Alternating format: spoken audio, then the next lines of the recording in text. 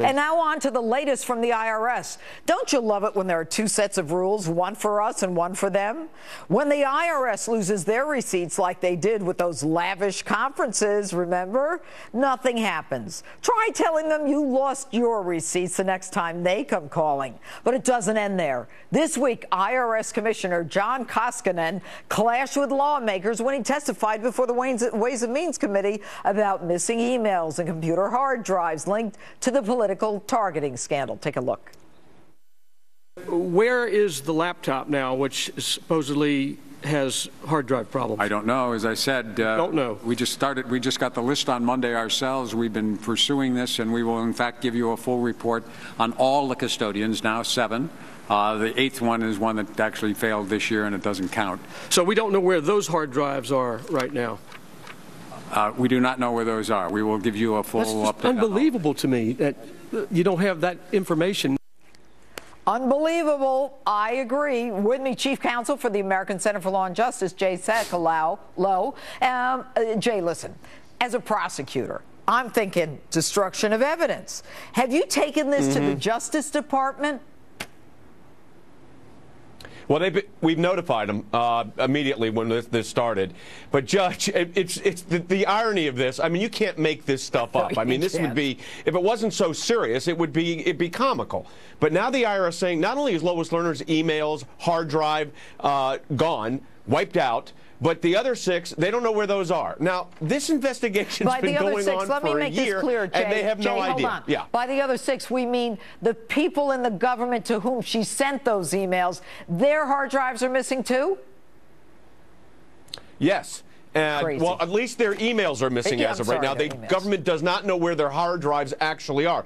But Judge, there is an email from Lois Lerner to Nicole Flax, the chief of staff, where she is requesting, she said she had a discussion with the chief of staff for the IRS. She said she had a discussion with the Department of Justice, and in that discussion they talked about, quote, and you were a prosecutor, look, I worked for the IRS, I was at chief counsel's office, piecing together criminal cases against groups like my client. That email we have. But the rest of the emails are mysteriously gone. And by the way, Lois Lerner's email, hard drive crash, 10 days after Congressman Camp notified the IRS that they were concerned about targeting, and 10 days vanished. Okay, now let's assume that somebody somewhere says if the American people stand up and say enough is enough. Isn't there a law, a federal law, that requires a backup system? Yeah, there's a Federal Record Requirement Act. It requires, especially on policy matters, that they retain actually hard copies. In addition to the backup, they're supposed to have hard copies. And these, like this email here and the others that were related to it, were policy decisions. The IRS decided to go after a particular group of people because of their political views, which, you know, people are forgetting. They admitted they did this. This isn't something we're having to prove. They admitted they did it. And yes, there's a federal requirement to keep records, and that also is mysteriously they had backup on nothing. They can't find hard drive. And you know that little exchange between Jay Carney and the reporters about Lois Lerner had no emails to the IRS? Well, we now know that the communication regarding this whole issue with the IRS was not going Lois Lerner to the White House. It was Lois Lerner to the chief of staff of the IRS,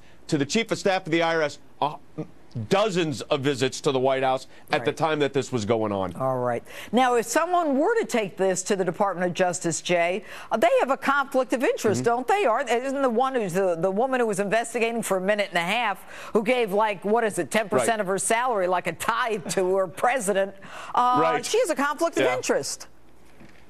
We've said from the outset that the FBI independently investigating this is ridiculous. In fact, Judge, we sent a letter. You'll appreciate this as a prosecutor and as a judge. We sent a letter to the FBI this week saying that our clients are no longer going to voluntarily cooperate with this supposed, as you said, minute-and-a-half investigation that the IRS is engaged in. That cooperation stopped when we got that email about the piecing together criminal cases. We notified the IRS that obviously their lawyers, that they've got to maintain the records. We're looking at going to the judge possibly for a motion on this, although the federal rules require them to hold on to evidence. So, you know, of course, if they don't show up with the evidence, if the emails are gone, really gone, then the allegations in our complaint complaint are deemed admitting. Yes. And my All right. theory is that the actual allegations, as bad as they are, what we alleged in the complaint, as bad as those are, I think the emails were probably worse. Oh, absolutely. All right, Jay Sekulow, thanks so much.